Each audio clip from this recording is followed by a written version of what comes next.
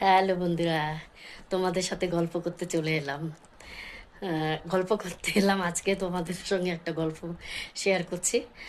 অনেক শাশুড়িরা আছে, মানে ছেলে হয়তো দেখাশোনা হোক বা লাভ ম্যারেজ হোক, বিয়ে করেছে, করার পরে বৌমা বাড়ি এসছে।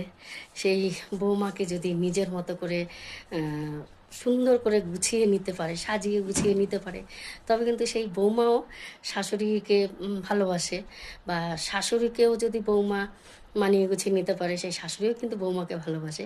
উভয়কে ভালোবাসে, এটাই বলবো। কারণ একার হাতে কখনো তালি বাজে না। হ্যাঁ, তো কিছু শাশুড়িরা আছে বৌমাদের দেখতে পারে না, কথায় কথায় শুধু শোনাবে আমার ছেলে, আমার মেয়েরা ভালো, আমার এ ভালো, আমার ওই ভালো। হ্যাঁ, হয়তো কোনো একটা কাজ পারলো না, কি শিখিয়েছে তোমার বাবা মা, কিন্তু এটা বলা তো ঠিক না, না? তার কোনো মা বাবা কি চায় তার মেয়ে খারাপ পারুক?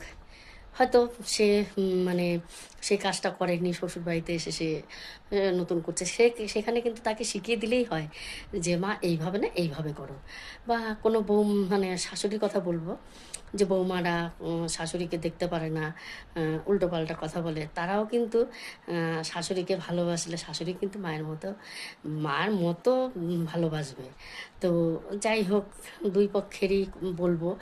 তো আমি এটাই বলতে চাইছি, আমার বলার উদ্দেশ্য হলো যে কখনো শাশুড়িরাও বৌমাদের এরকম বলে, কিন্তু তারা ভাবে না যে আমার মেয়ে সুখে আছে, ভালো আছে।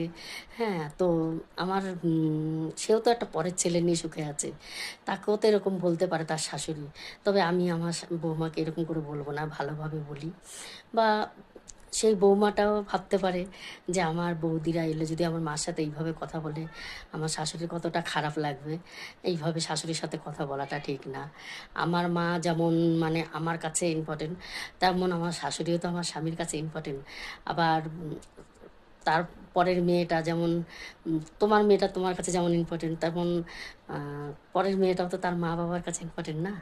তো যাই হোক, দুইজন দুইজনকে যদি মানে ভালোবাসে, দুজন দুজনকে যদি মানিয়ে নেয়, একটা সুন্দর সংসার কিন্তু হয়, তাই না?